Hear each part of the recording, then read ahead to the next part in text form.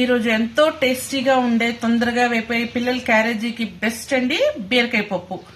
కొంచెం బీరకాయలు ఉన్నా సరే మనం పప్పులు వేసుకుంటే పిల్లలు తిన్ను అన్న పిల్లలు కూడా చక్కగా తినేస్తారు. సో అది ఎలా చేయాలో చూడాలి అంటే వెల్కమ్ టు చిన్నారి కుకింగ్ ఛానల్. మన ఛానల్ ఈ పప్పు ఎలా తయారు చేస్తున్నానో స్టార్ట్ చేద్దాం. పప్పుకు కావాల్సిన పదార్థాలు ఇవేనండి. పప్పు గంట ముందు నానబెట్టుకొని కడిగి శుభ్రంగా నానబెట్టుకున్న పప్పు, కందిపప్పు, ఒక 1/2 కిలో బీరకాయ, 3 మీడియం సైజ్ టమాటాలు, ఒక 10 పచ్చిమిరపకాయలు, కొంచెం చింతపండు నీళ్ళల్లో నానేసుకొని వీటితోటి మనం బీరకాయ పప్పు తయారు చేద్దాము. స్టార్ట్ చేద్దాం. మనం ముందుగా పప్పు నానబెట్టుకొని తీసుకున్నాం కదండి, అందులో ఈ సన్నగా కట్ చేసిన అంటే పెద్ద ముక్కలుగా కట్ చేసిన బీరకాయలు అన్ని వేసేసుకోవాలండి. అలాగే టమాటా, పచ్చిమిర్చి, కొంచెం పసుపు, కొంచెం ఆయిల్. నేను ఈ గ్లాస్తో తీసుకున్నానండి కందిపప్పు, ఈ గ్లాస్తో. సో దీంతో 2 గ్లాసుల నీళ్లు పోస్తున్నాను. ఆల్రెడీ నానబెట్టుకున్నాం కాబట్టి చక్కగా ఉడికిపోతుందండి. ఒక 2 గ్లాసుల నీళ్లు సరిపోతుంది. అలాగే మనం కడిగి నానబెట్టుకున్న చింతపండును కూడా వేసేస్తున్నానండి.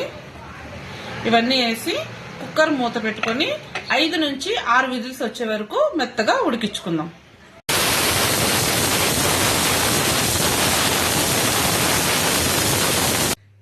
మన కుక్కర్ విజిల్ ఆవిరంతా పోయింది.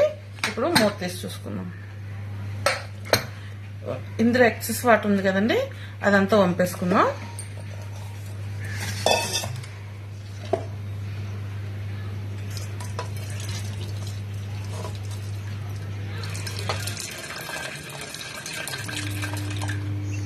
ఇదిగోండి, ఇందులో ఎక్సెస్ వాటర్ అంతా తీసేసుకున్నాము. బట్ ఇవేం వేస్ట్ అవ్వండి, మళ్ళీ ఇవి పప్పులో వేసుకొని యూజ్ వస్తాయి.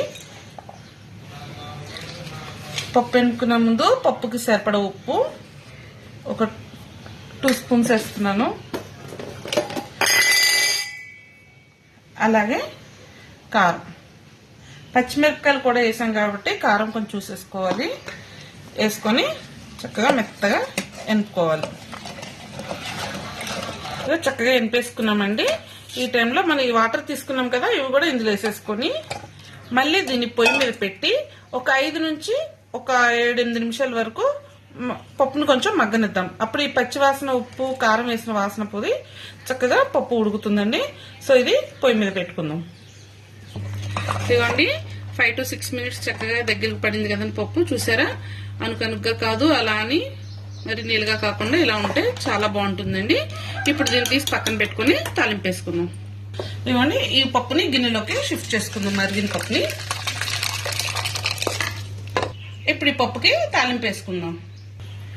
తాలింపు కావాల్సిన ఇవేనండి: ఆవాలు, జీలకర్ర, మినపప్పు, పసనపప్పు, ఒక 4-5 వెల్లుల్లి రెబ్బలు కచ్చాపిచ్చగా దంచుకున్నవి, ఒక 4 ఎండుమిర్చి. వీటితో తాలింపు వేసుకుందాం. తాలింపులో వేసినప్పుడు చెప్తే వాయిస్ సరిగ్గా క్లారిటీగా రావట్లేదు అంటున్నారు, నేను ముందే చెప్తున్నానండి. తాలింపు కోసం కడాయి పెట్టుకొని వేడెక్కాక 2 గరిటెలు నూనె వేసుకుంటున్నానండి.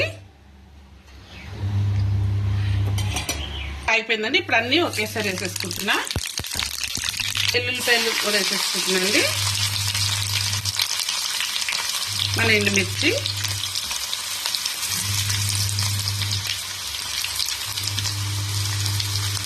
కచ్చా 2 రెమ్మల కరివేపాకు, దింపే ముందర చిటికెడు ఇంగువ.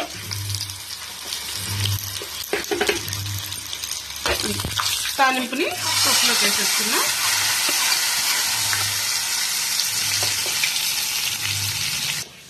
తాలింపు కూడా వేసేసుకున్నాం కదండి. ఎంతో టేస్టీగా ఉండే మన బీరకాయ పప్పు రెడీ అయిపోయింది. వేడి వేడి అన్నంలోకి ఒక గరిటె నెయ్యి వేసుకుని పప్పు తింటే సూపర్ ఉంటుందండి. వీడియో కనుక మీకు నచ్చితే నా ఛానల్ని సబ్స్క్రైబ్ చేసుకోండి. నా వీడియోకి ఒక లైక్ ఇవ్వండి.